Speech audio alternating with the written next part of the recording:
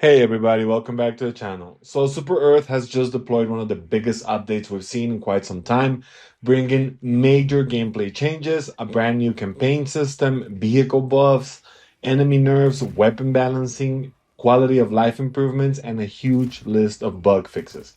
This update touches nearly every aspect of the game, from how reloading works to how vehicles survive on the battlefield, all the way to how some of the most frustrating enemies behave.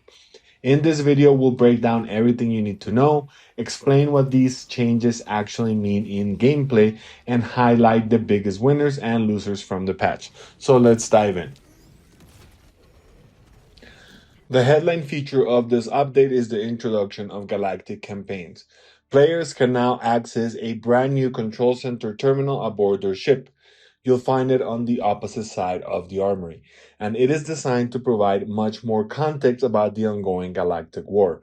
Instead of simply seeing the current major order, Helldivers can now track entire campaign storylines and see how major orders contribute to larger objectives. Even better, campaigns now come with potential rewards if the community successfully completes the majority of the associated major orders. Arrowhead also added an archive system that will store completed campaigns, so that will allow you to catch up on previous galactic events and the evolving narrative of the war. This is one of the more requested immersion features since launch and should make the Galactic War feel much more connected and more meaningful. One of the more visually striking additions in this update is the brand new fall forest biome. Unlike the dense green forest we've seen before, this environment is filled with vibrant autumn colors, featuring lush woodland landscapes covered in beautiful orange, yellow, and red foliage. The result is one of the most scenic battlefields Helldivers 2 has introduced so far. The colorful canopy creates a completely different atmosphere compared to the harsh deserts, frozen wastelands, and rocky worlds we're used to fighting on. Sunlight filtering through the autumn leaves gives these planets a unique look that feels peaceful right up until the Illuminate arrive. From a gameplay perspective, the dense trees and vegetation could also create new tactical opportunities and challenges. Sidelines might be shorter, ambushes could become more common, and large scale firefights might feel very different when battles are taking place beneath a blanket of beautiful bright orange leaves. Now, some of the biggest gameplay changes in the entire patch revolve around vehicles. Arrowhead has completely reworked vehicle armor values and enemy armor penetration interactions. The goal is simple. Vehicles should finally feel more like vehicles. The Bastion Tank, now possesses proper heavy armor, while exosuits feature a combination of medium and heavy armor values. The ballistic shield also received heavy armor treatment. This means that many weaker enemies can no longer significantly damage these assets. Scavengers, hunters, basic automaton infantry, and various smaller explosions will have a much harder time hurting your vehicles. At the same time, Arrowhead increased armor penetration on specific enemy attacks that are intended to threaten vehicles. So while tanks and mechs won't be invincible, they will be far more resistant to the constant chip damage that previously destroyed them too quickly. Now, speaking of vehicles, if you log into it, you're going to see a new stratagem that we have, and it's free, and it is for the new Supply FRV. Now, the easiest way to think about this vehicle is that it's basically a mobile armed supply pod. So instead of calling down stationary resupplies and fighting around a fixed location, you can now bring the ammunition and supplies directly into the battle. The vehicle allows teams to stay mobile while keeping access to the resources they need during longer engagements. This opens up a lot of new tactical possibilities. Teams pushing into enemy territory won't need to constantly backtrack for supplies, and defensive positions can be reinforced much more efficiently when supplies can be driven directly to the front line. The fact that it's armed is what makes it even more interesting. because unlike a standard supply pod, the Supply FRV can actively contribute to combat while also serving as a logistics platform. It essentially combines transportation, fire support, and resupply into a single vehicle. Now, the FRB also received a bunch of improvements. Its health increases from 2000 to 2400. Door durability is up by 50%. Tire durability has increased from 300 to 350. So the result should be a vehicle that survives heavy attacks much better while maintaining similar performance against medium threats. Mech users also had plenty to celebrate because all exosuits received a substantial durability increase. Health rises from 1600 to 1800. Arm health jumps from 600 to 800. Leg health increases from 400 to 550. And perhaps most importantly, cooldowns have been reduced from 10 minutes down to just 8 minutes. That's a 20% reduction in downtime.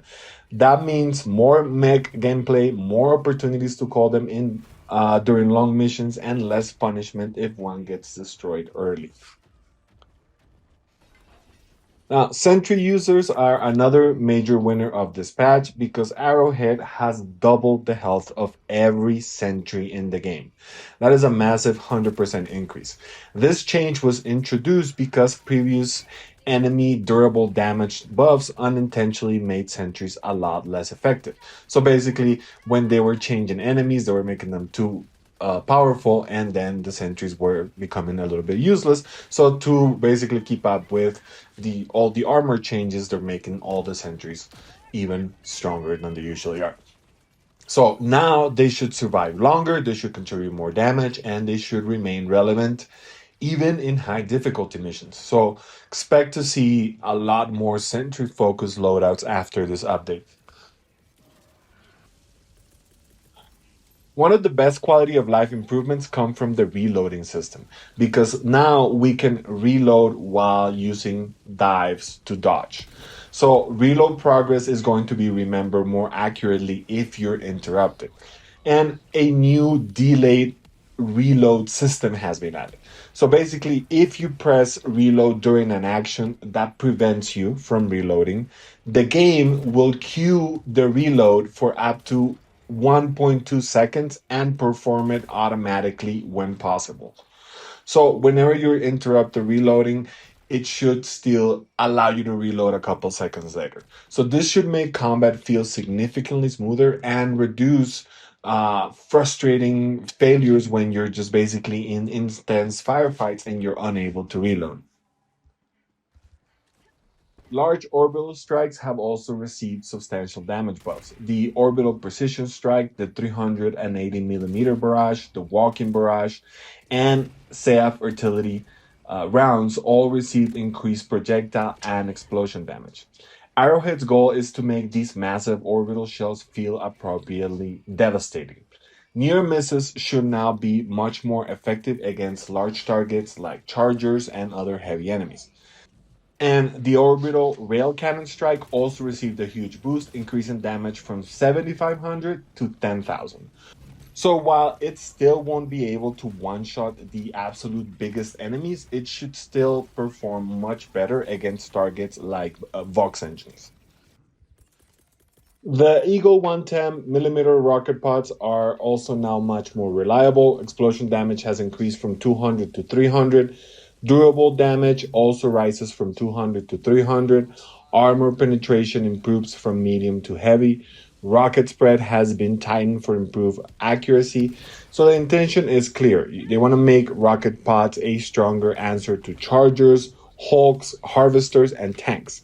While kills won't be guaranteed every time, reliability should now be significantly improved. Now, throwables also received huge ammo buffs. I'm not going to go into every single one, but I will post a link to the patch notes on the description so that you can look at specific grenades and what they were added. But basically, nearly every grenade and throwable in the game received increased starting ammunition, refill amount, or maximum carry capacity. So Impact grenades, high explosive stun grenades, incendiaries, pineapples, and several others now allow players to carry more explosives into battle. Now, the largest winner may be the Urchin, which jumps from only 2 starting grenades to 4. So, this change should make alternative grenade choices much more attractive and reduce dependence on a few dominant options. Like you probably won't have to go with the meta grenade anymore. You can experiment with different options. The spear gun has also received a small but important fix. Its projectile damage is no longer considered gas damage, meaning that gas resistant armor won't incorrectly negate the impact.